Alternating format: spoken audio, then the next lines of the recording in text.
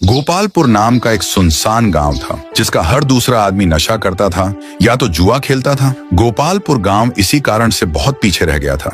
सभी के सभी लोग गरीबों की जिंदगी जीते थे। उसी गांव में टंग टंग अपने पापा, जिसका नाम कन्हैया था, के साथ टूटे हुए घर में रहता था। टंग टंग की उम्र तकरीबन 13 साल की थी, लेकिन वो अभी तक मासूम था। टंग टंग को ऐसा लगता था कि उसके पापा कन्हैया मजदूरी करके पैसे कमाते हैं ताकि वो उन दोनों की गरीबी दूर कर सकें, लेकिन सच्चाई बहुत ही कड़वी थी। कन्हैया रोज सुबह अपने बेटे को बोलता, मैं काम पर जा रहा हूँ बेटा, कहीं बाहर मत जाना, वैसे भी आजकल की हवा ठीक नहीं है। इतना कहकर वो सीधा अपने जुआरी दोस्तों के पास जाता था। उनके दोस्त लोग भी कन्हैया जैसे ही गरीब भिखारी थे। कन्हैया सुबह से शाम तक पागलों की तरह जुआ खेलता रहता था। कभी कभी वो जीत जाता था तो कभी कभी हार जाता। जब शाम को कन्हैया जुआ खेलकर घर लौटता तो टंग टंग को ऐसा लगता था कि मेरे पापा कितने अच्छे हैं, पूरे दिन मेहनत करते हैं ताकि मैं अच्छे से पढ़ लिख कर बड़ा आदमी बनूं। मैं एक दिन बहुत बड़ा आदमी बनकर पापा की सारी मुश्किलें ठीक कर दूंगा। कन्हैया ने भी टंग टंग को कभी सच नहीं बताया। बहुत दिन बीत गए।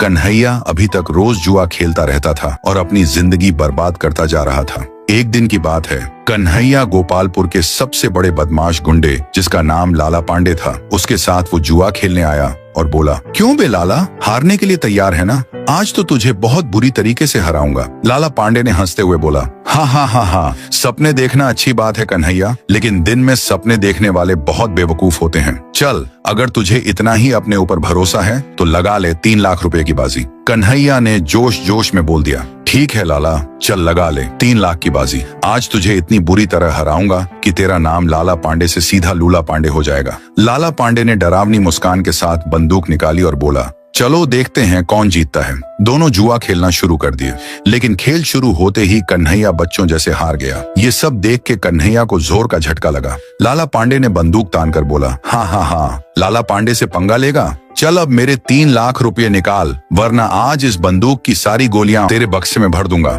कन्हैया के हाथ थरथरा रहे थे।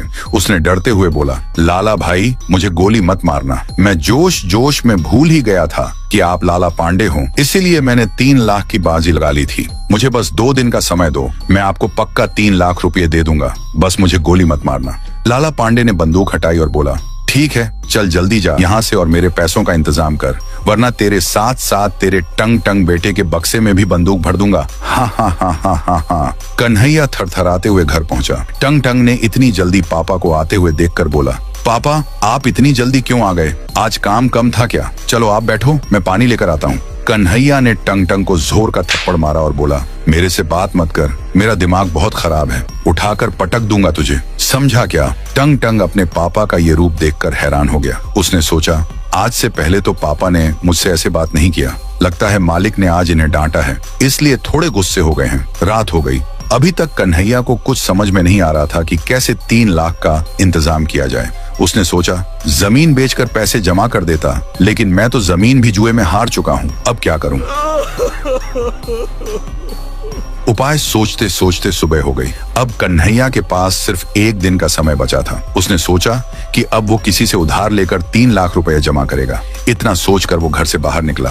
तभी उसने देखा कि टंग टंग अपने खिलौने से खेल रहा था। कन्हैया ने जैसे ही ये सब देखा, उसके चेहरे पर एक शैतान जैसी मुस्कान आई। वो मन ही मन में खुश होने लगा। उधार क्यों मांगना जब मेरा बेटा है ही मेरे साथ? इसकी दोनों किडनी बेच के आराम से 3 लाख रुपए आ जाएंगे। कन्हैया तुरंत गोपालपुर गांव से बहुत दूर एक खंडहर अस्पताल में जाता है, जिसका मालिक था चुस्त प्रसाद। कन्हैया चुस्त के पास जाकर बोला, चुस्त भाई, मेरा नाम कन्हैया है। मैंने बहुत सुना है कि आप एक हरामी इंसान हो और लोगों की किडनी लेकर उसे पैसे देते हो। चुस्त हंसते हुए बोला, सही सुना है, लेकिन तुम्हें देखकर लगता नहीं है कि तुम्हारे पास किडनी भी होगी, क्योंकि तुम तो सिर्फ एक सूखी हड्डी जैसे दिख रहे हो। कन्हैया ने गुस्से से बोला, मैंने कब बोला कि मैं अपनी किडनी दूंगा? मेरा एक 13 साल का स्वस्थ बेटा है, बहुत हट्टा कट्टा लड़का है, उसकी दोनों किडनी के कितने पैसे दोगे? चुस्त के चेहरे पर मुस्कान आई और उसने बोला, ये हुई ना बात, बच्चों की किडनी के तो और पैसे दूंगा मैं। अगर वो हट्टा कट्टा है तो उसकी दोनों किडनी के बदले मैं तुम्हें 6 लाख रुपए दूंगा। कन्हैया खुशी के मारे पागल हो गया। अरे बाप रे, मैं तो बस 3 लाख रुपए के चक्कर में था, लेकिन यहाँ तो मेरे बेटे की किडनी के बदले 6 लाख रुपए मिल रहे हैं, मतलब 3 लाख का फायदा। चलो अच्छा है, वैसे भी वो हरामी पूरे दिन घर में बैठकर मेरे पैसे से सुअर जितना मोटा हो गया है, कुछ तो काम आएगा वो मेरे लिए। कन्हैया ने चुस्त से बोला, तुम गोपालपुर के ब्रिज के नीचे जाओ, वहीं पर मैं अपने बेटे को लेकर आऊंगा। चुस्त मान गया। कन्हैया अपने घर वापस लौटा और अपने बेटे को बोला, बेटा टंग टंग, मुझे माफ कर देना। कल रात मैं गुस्से में था, इसलिए तुम्हें गुस्से में थप्पड़ मार दिया था, लेकिन अभी मैं अपने मालिक के पास से आया हूँ। उन्होंने बोला है कि मुझे अब ज्यादा पैसे मिलेंगे। चलो इसी खुशी पर शहर घूमने चलते हैं। टंग टंग ने खुशी के मारे नाचते हुए बोला, वाह पापा, ये तो बड़ी खुशी की बात है, चलो चलते हैं घूमने। कन्हैया अपने बेटे के साथ चल पड़ा उस ब्रिज के नीचे जहाँ चुस्त टंग टंग की किडनी निकालने वाला था। रास्ते में टंग टंग अपने पापा को बोला, मैं जब अमीर बन जाऊंगा तो आपको ऐसे चलना नहीं पड़ेगा, मैं आपके लिए बहुत महंगी कार खरीदूंगा। लेकिन जालिम कन्हैया का दिल नहीं पिघला। वो जुए के चक्कर में पूरा सठिया गया था। जब वो दोनों ब्रिज के पास पहुंचे तो टंग टंग ने बोला, पापा, हम लोग तो शहर जाने वाले थे, तो आप मुझे ब्रिज के पास क्यों ले आए? कन्हैया ने बोला, अरे बेटा, यहाँ से शॉर्टकट है शहर जाने का, नहीं तो हमें बहुत देर लग जाएगी जाने में। चलो अब ज्यादा सवाल मत करो, सीधा चलो मेरे साथ, क्योंकि जल्दी जल्दी शहर जाकर हमें मजा करना है। वो दोनों फिर से चल पड़े। जैसे ही वो दोनों ब्रिज के नीचे पहुंचे, वहां पर चुस्त प्रसाद पहले ही खड़ा था उसकी किडनी निकालने के लिए। कन्हैया ने बोला, चुस्त भाई, ये लो, यही है मेरा बेटा, काम शुरू कर दो। टंग टंग ये सब देखकर हैरान हो गया, लेकिन इससे पहले कि टंग टंग कुछ करता, कन्हैया ने अपने जेब से धारदार चाकू निकाला और अपने बेटे को उसी चाकू से मार दिया। 10 मिनट बाद कन्हैया ने बोला, चलो चुस्त, मैं चलता हूँ।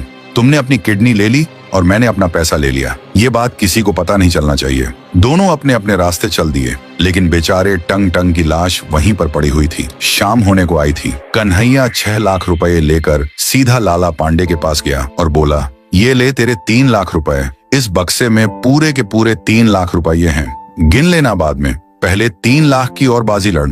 इस बार मेरे पास पहले से ही 3 लाख रुपए और हैं, इस बार तो तुझे पक्का हरा दूंगा, और इस बार इतनी बुरी तरह हराऊंगा कि तुझे चप्पलों की माला पहनना पड़ेगा। कन्हैया को अभी तक टंग टंग की मौत का कोई गम नहीं था और उसने बचे हुए 3 लाख रुपए की बाजी लगा दी। बहुत देर तक खेल चलता रहा और इस बार फिर से कन्हैया अपने बचे 3 लाख रुपए हार गया। कन्हैया ने बोला, नहीं, ऐसा नहीं हो सकता, मैं नहीं हार सकता, मैंने अपने बेटे की जान लेकर ये पैसे इकट्ठे किए थे, मैं इतनी आसानी से नहीं हार सकता। लाला पांडे ने बोला, हार नहीं सकता, हार गया है तू, अब पछता कर कुछ नहीं होगा, चल मेरे 3 लाख रुपए ला। जब उसे एहसास हुआ कि ये पैसे उसने अपने बेटे की जान लेकर हासिल किए थे और उसे भी हार गया, तो वो पागल हो गया। वो दौड़कर पहाड़ के ऊपर गया और सीधा ऊपर से छलांग लगा दी।